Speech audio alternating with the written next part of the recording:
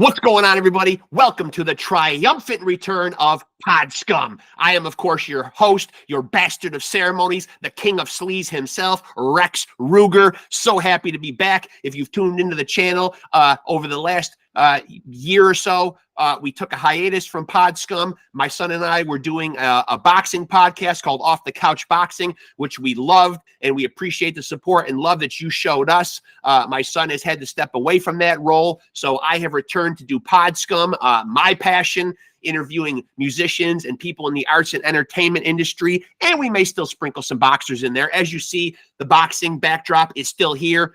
New decor coming soon. We're getting back into the swing of things with SCUM. I'm so excited to be back. Of course, you can see that the hair is back. The DNA testing is back. I've doubled up my efforts to prove that I am Diamond David Lee Roth Jr.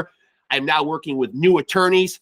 I am with the law firm of Dewey, Cheatham, and Howe, and we will get to the bottom and finally prove that you're looking at the son of glam, the front man for the band. I'm the peanut butter to your jam. You'll find me in the pit ready to slam. Mr. Wop, Bop, Loo, Bop, Wop, Bam, Bam, Shazam, hot damn. I am feeling good. I'm on fire. I'm always looking good, and so is my audience out there. A beautiful audience you guys are. Of course, same old product placement. You know it. You love it. You want to get the quaff like Roth? Get you some. That being said, folks, I can't say enough how happy I am to be back, man. All kidding aside, man.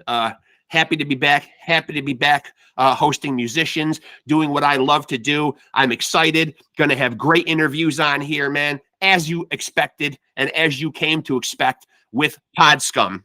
And it's going to be no different. It's still going to be the zany me interviewing the most talented, most badass musicians and people in the arts and entertainment industry that I can possibly find. Of course, you're always welcome to look us up on Facebook, man. Hit me up. Tell me who you'd like to see, who you enjoyed, who you'd like to see me get back. I'm always ready and willing to respond. And that being said, I got a good one tonight. To kick off the triumphant return, as I said, of SCUM, and I am so happy to be back doing this, man. I love doing this, man. It's just a joy, and I certainly, again, want to reiterate and thank all the people that supported SCUM, the first 170 some odd episodes that I did, and the last 160 episodes on this channel of Off the Couch Boxing. Met some amazing people in the boxing world and in the fight game. And it was such a pleasure interviewing them. That's my other passion. Both me and my son, huge boxing aficionados, really love the sport, really respect everybody in the sport. But it is time to get back to SCUM. And of course, you can go back and check out the back catalog, the first 175 episodes. But I digress. Our guest is here now. I'm ready to get down to it and chop it up with him. We're back, baby. We are back. So let's get into it and chop it up. Excited.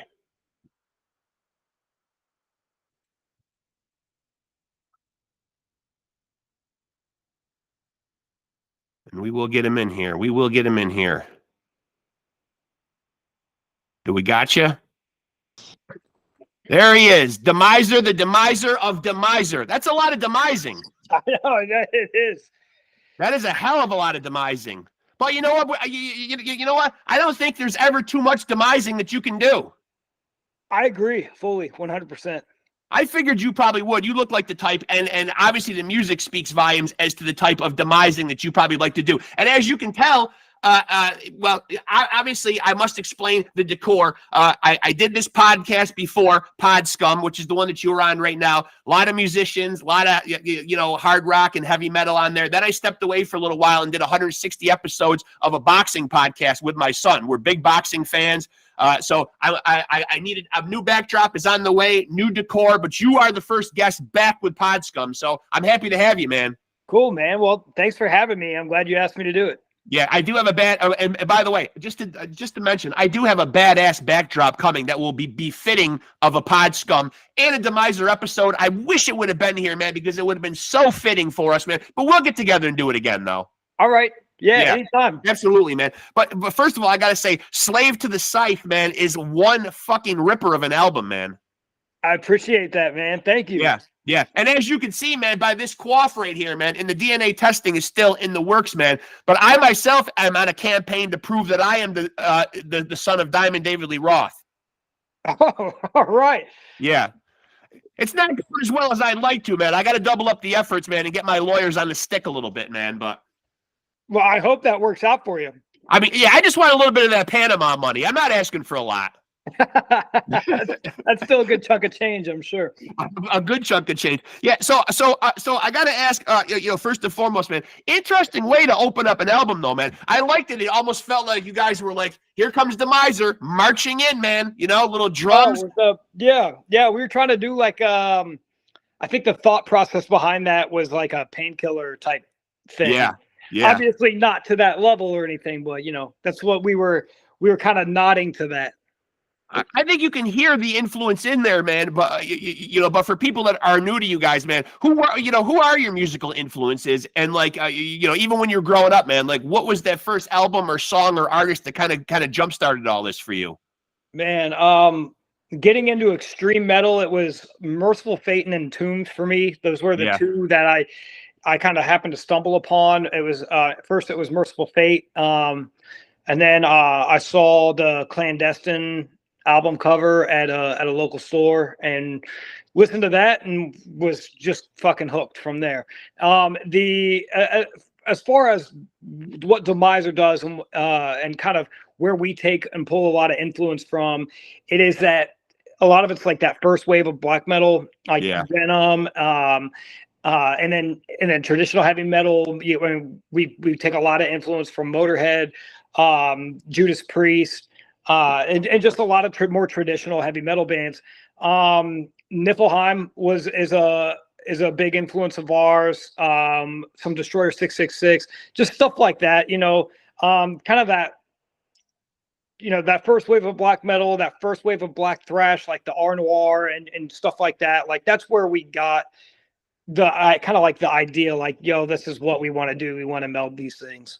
And the album is 9 songs, comes in at just over 40 minutes. Nowadays, with the music business having changed so much, it feels like, the streaming platforms are just saturated with so much music. I read something where there's like 30,000 new songs a day coming on streaming platforms. It's so hard to get people's ear and stuff. You put any thought into like, geez, man, we got to make this trim. We got to make this tight. We got to make this no filler, no killer, man, because there's a lot of pressure. People seem to forget nowadays, quickly. Yeah, I mean, well, that's kind of what we were going for on the debut album too, Through the Gate Eternal. We just wanted a kind of like, no holds barred, balls to the wall fucking album, all killer, no filler type shit. And, we were trying to maintain, on this one. I mean, that's all we want to do. I mean, do you think of like the format? Because it seems like for a while there, man, especially like around the time of COVID, it seemed like the market was being saturated with a lot of singles and people were doing a lot of EPs. It seemed like nobody wanted to commit to full length albums. Yeah. So we wanted the flow of a full length album. We wanted to make it work for our style and what we do. Right. We didn't want it to be too long or anything. Black thrash is perfect right at about 30 to 35 minutes for a full length album. And we had to go a little bit beyond that. This being on Metal Blade, they were suggesting a certain length for the full length. But I think what we did, we basically were able to kind of take what we did on the first album and just, take another step. That's interesting. You say that. Metal Blade and people at the label, man, like really like approach you and have that conversation with you. Yeah, I mean, it's supposed to be. They give you a kind of like guidelines to stay in as far as album length. It's got to be at least this X amount of time. Yeah. As far as like the runtime of it goes. Gone are the days of the 75-minute Metallica albums. Yeah.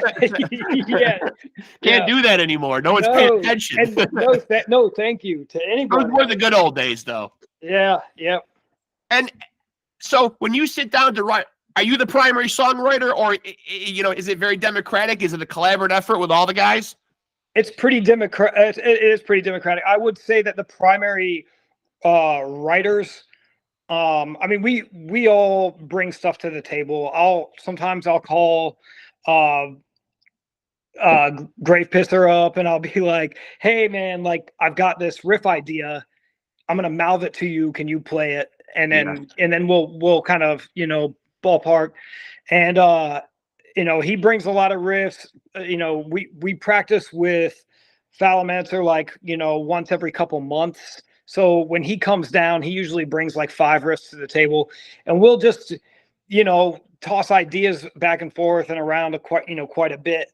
However, when it comes to like vocal patterns and stuff like that, I handle most of that, and you know, everybody kind of contributes too with lyrics and stuff too. That's not primarily myself either. So I would say it's a pretty good, you know, eclectic mix of everybody's ideas. And what is your own personal creative process like? Like, wherein, like, do you have, you know, you go to a special room of the house? Do you have to have a certain ambiance to write? Do you like to have it quiet? Do you like to have music playing? Do ideas just come to you throughout the day when you're at your day job or whatever, man? Like, you know, what's your own process like? Yeah, that does happen. I get a lot of ideas on hikes or when I'm driving. Driving's a big one because I have moments to just kind of turn everything off and just let my mind kind of go. Not that I'm not paying attention to the road or anything, right, but you know, I can kind of have that where I feel like I'm just alone with my thoughts. No pedestrians have gotten mowed down. No, not yet. Okay, so far so good. Not yet. No, so I'll do, and then when I'm at home, you know, if I'm doing it on the couch, if I'm trying to work on the couch, I'll put headphones on. And otherwise I'm sitting in front of my computer, and as things come to me, I'm trying to type them out. And I'll go back and I'll listen to the same part. I like to write when I have rough recordings of the songs, that I'm writing to, and I'll just go back and I'll listen to the same part a million fucking times and try different ideas until something really sets in as like a hook or something catchy but still fun and, you know, fitting to what we're doing. And now you were at one point, you know, if I got my facts right on the internet, and of course the internet is never wrong, you at one point were playing the bass in the band and now are just the vocalist? So that's a misconception. Okay. And nobody's ever asked that before, which is Encyclopedia Metallica are getting it wrong again. Yep. Yeah. So we never listed a bass player on the demo. Okay. So people just, I think, assumed that I was doing bass and vocals. Okay. So you never were? No, okay. I never did. I started off, I mean, when we were writing, like, for the very first time as like a 2-piece, I was playing drums and doing vocals, but I've never played bass or anything like that for Demiser, or for anything for that matter.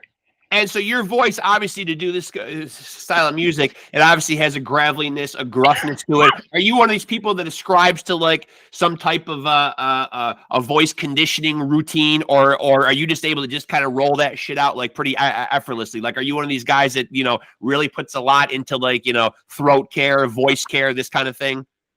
No, I mean, I've been doing it for so long, death metal or this or the other, that it's just, I do it. I don't warm up typically. I probably should at this point in my life. Now I'm getting older, but yeah, no, I don't do a lot of voice care, even though I probably should. My voice went out. I had it was what is it? There was some real bad allergy shit going around last year when we were recording. Yeah, and it fucked me up bad. Yeah. While we were recording, I probably had to go back in like 3 or 4 times.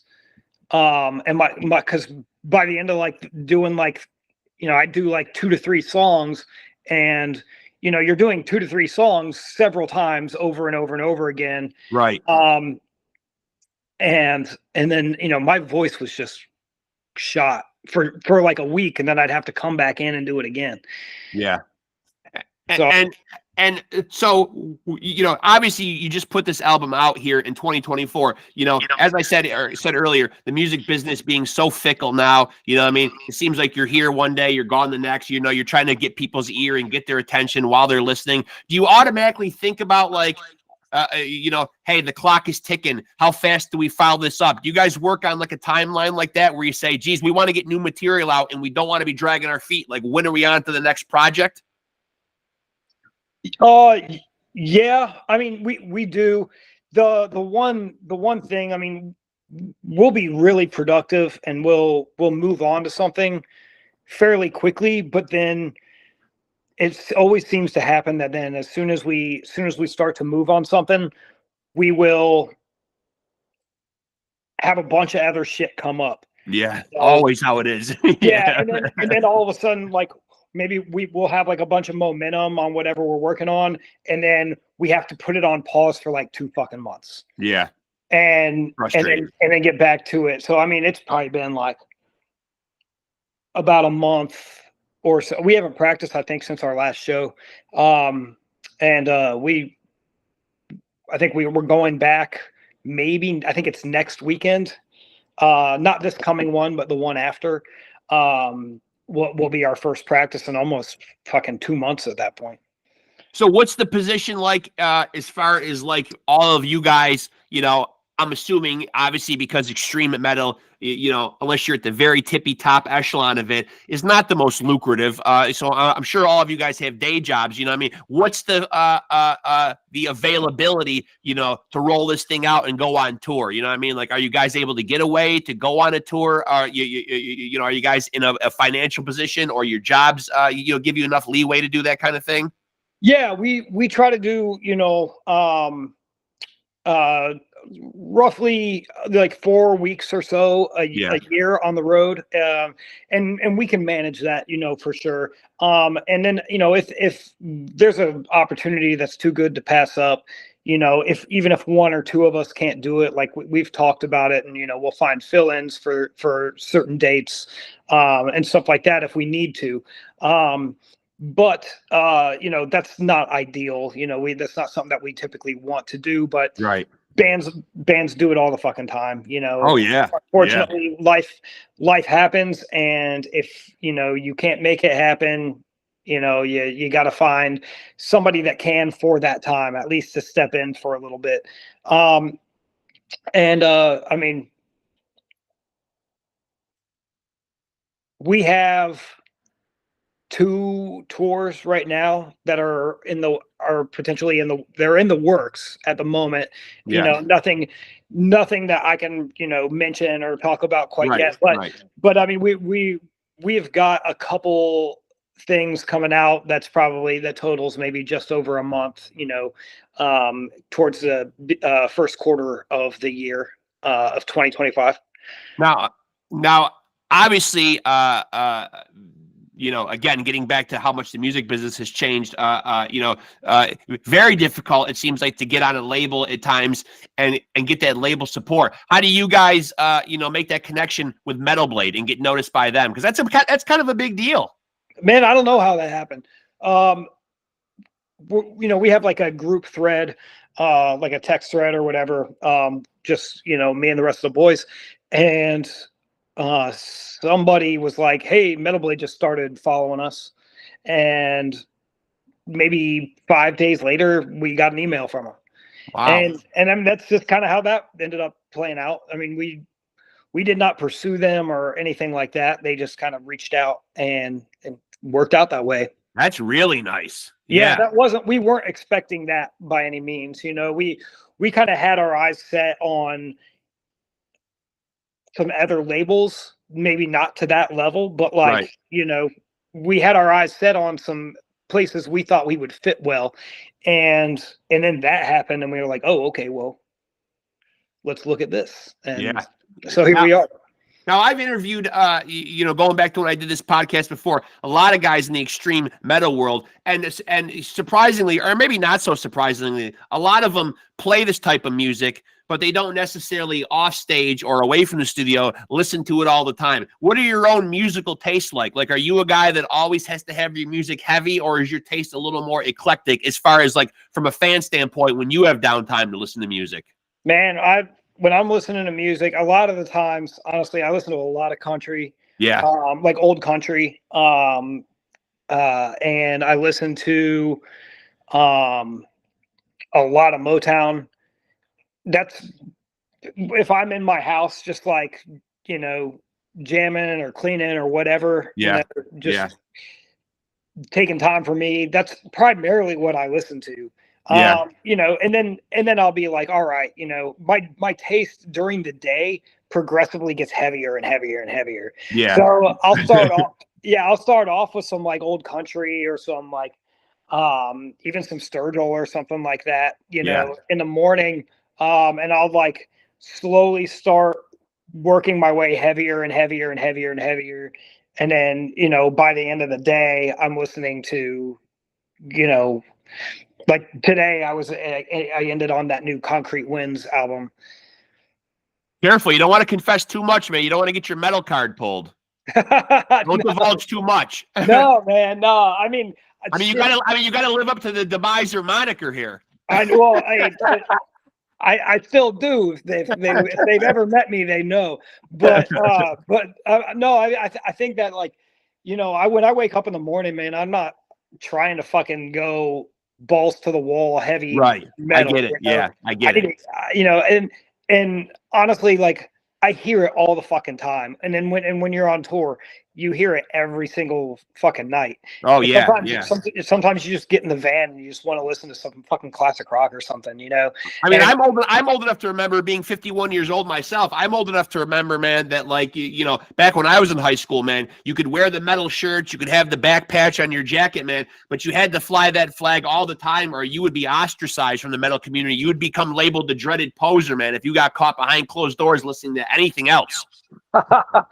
It was terrible. I mean, your social life would all be I don't know how old you are or whatever, or if you're willing to share that, but you might remember that as well.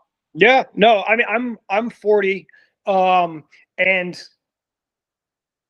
yeah, I mean, I guess that there was a time where people, and it's just younger kids that act that way, Yeah. And then, it's funny because, people my age or your age or whoever, we'll talk, and half the time they're like, man, I don't even fucking listen to metal outside of playing it. Right. Yeah, I get that a lot. Yeah, I do hear that a lot. It's what I probably listen to. I wouldn't say the least by any means, but I hear it all the time. If it's a show, it's heavy metal. I tend to gravitate more towards the classics. I listen to Judas Priest more than any other heavy metal band. Yeah. But it's just that, and I'm not trying to. And then war metal's real trendy right now too. And it's like, okay, I like some of that stuff. But again, it's just like, I'm not trying to go out there and be like, I'm the baddest dude that listens to the most unlistenable music. Right, right. Yeah. I would full on admit that I used to like to, chase the most extreme stuff. I think you do that more like when you're young or whatever. Then as I get older, I start to realize, man, that I've lost my ears a little bit for the most extreme stuff. It's got to have a little bit of melody to me. I've asked other artists before, can music get so heavy and so fast and so pulverizing that it almost ceases to be enjoyable? I mean, yeah, no, I fully agree with that. And it can get, it can get to the point where it just seems like just a wall of noise, Yeah, definitely. I hear it often. And Falamancer and Infester, our rhythm guitar player and our drummer, they play in a really great war metal 2-piece called Primitive Warfare.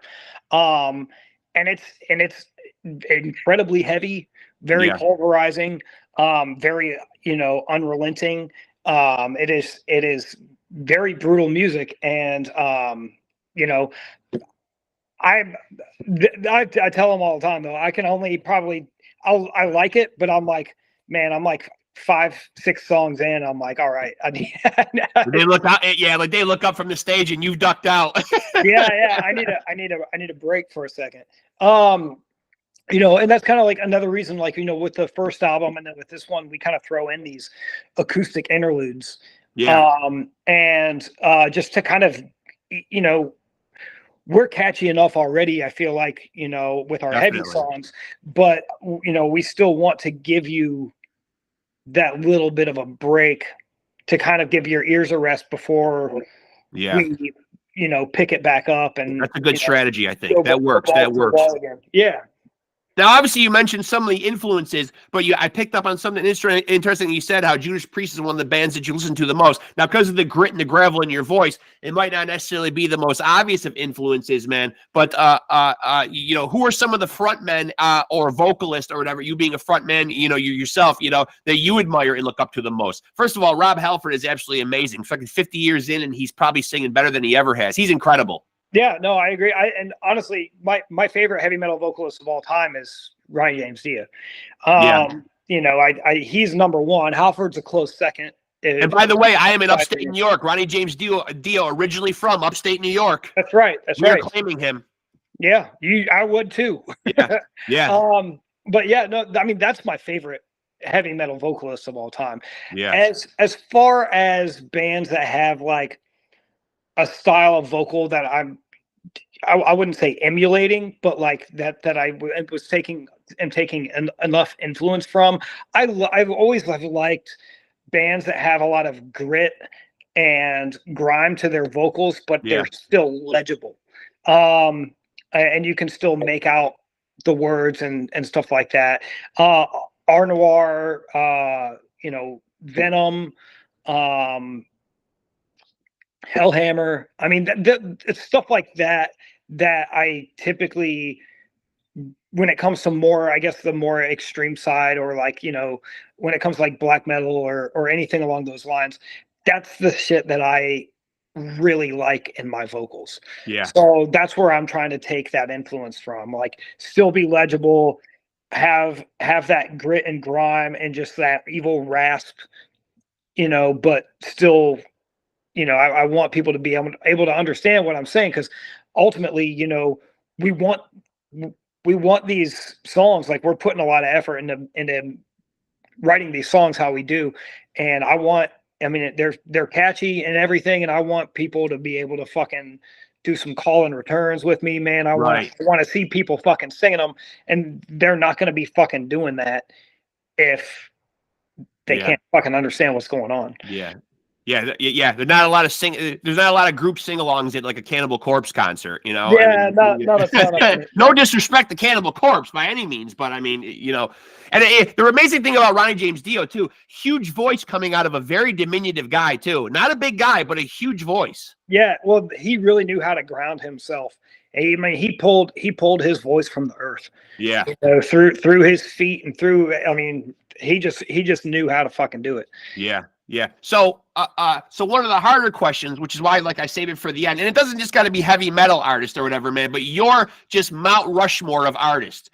And I did my homework on this. I was corrected on this, you know, back when I was doing the boxing podcast. First of all, thank you for the person that put in the comment section the geography lesson, because me and my son didn't know where Mount Rushmore even fucking was. But it's in South Dakota. Now we know, and there are 4 faces on it. So for you, your 4 artists.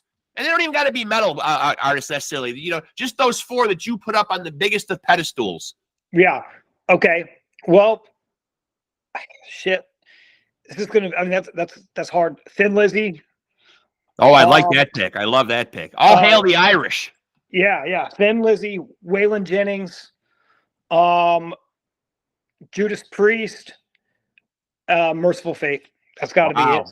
And you didn't even really give it a lot of thought either. You rolled those out pretty quickly, man. And I love to see that Waylon worked his way in there. Oh man, he's here with me all the time. Yeah, I absolutely love that, man. Now, you know, as a guy who listens to country, man, are you fickle about your country? Because I find that when I'm at work, and you know, like my day job is as a nurse. I work in a nursing home. The radio is on sometimes in the background or whatever. The country music station does seem to find its way on a lot. But, you know, are you a fan of all these? It seems like every young guy nowadays that slaps a cowboy hat on is this crossover pop country type of thing. I got a lot of respect. I got a lot of respect for those old cowboys that you're talking about, your Johnny Cash's and your Waylands or whatever. But this new wave of country where it seems like it's very trendy and very, yeah. It's garbage. And honestly, like, I'm as fickle about country as I am about heavy metal. Yeah. I mean, very fucking picky. There's a lot. I mean, I don't listen to a lot of new stuff. I'm an old bitter man, and I'm stuck in my ways. I kind of am too. Yeah. When I was doing this podcast the first time around, it got me out of my comfort zone, and I liked giving a platform to a lot of young artists and bands that I would just discover through Apple Music. But admittedly, it helped me open the door a little bit. But I am one of those guys, when I get some time to listen to music, I lean on my old favorites, you know? Yeah. No. And I'm the same way, you know. I have my bands that I go back and I listen to, like sometimes daily, you know what I mean? Me too. And you know, it's whether it's just like a comfort place or whatever the fuck it is, you know, I just fucking very much enjoy it. And there's not a lot of other stuff out there that's sounding like these bands, but that's why they're the classic ones, you know. That's why they're the ones that inspired, you know, generations of other bands that could never live up to that inspiration. But yeah, I mean, when it comes to country music, man, I am very, very fickle, like you say, and I can't stand listening to a lot of new shit. And, you know, there are some good new artists out there that are doing like the old style type shit. Yeah. Charlie Crockett, and, you know, Sturgill's been around for a few years now, and Whitey Morgan and stuff like that, you know, but they're doing it in like that old school way. Yeah. Paying tribute. Yeah. And that's kind of what we do too. Yeah. So there's that level of respect for that kind of thing. So give a shout out to these guys. And, you know, I've got you on here, you know, obviously, but you do have other guys in your band. And I like the fact that everybody's got their own like name, you know what I mean? You know, you guys very much like seem to stay in character or whatever, even though in this chat, your actual God-given name has popped up, man. But I'm going with Demiser the Demiser. I'm staying in character. I'm staying in character as well, man. Infester, Grave Pisser, that's got to be that's one of my favorites right there. Phalamancer and Defiler. But tell me individually, you know, all these guys, you know what I mean, like, you know, how you hook up with them and like what they bring to the band. So, Grave Pisser is our he's lead guitar. Phalamancer is our rhythm guitar. Infester is our drummer, and Defiler is our bass player. I'm Demiser the Demiser, the vocalist. I knew Phalamancer from his previous projects. My old band had played with them a couple of times. Yeah. And when I moved to South Carolina, you know, I met a dude named Robbie, who doesn't live here anymore. He's down in Florida now, up to Philly and then down to Florida.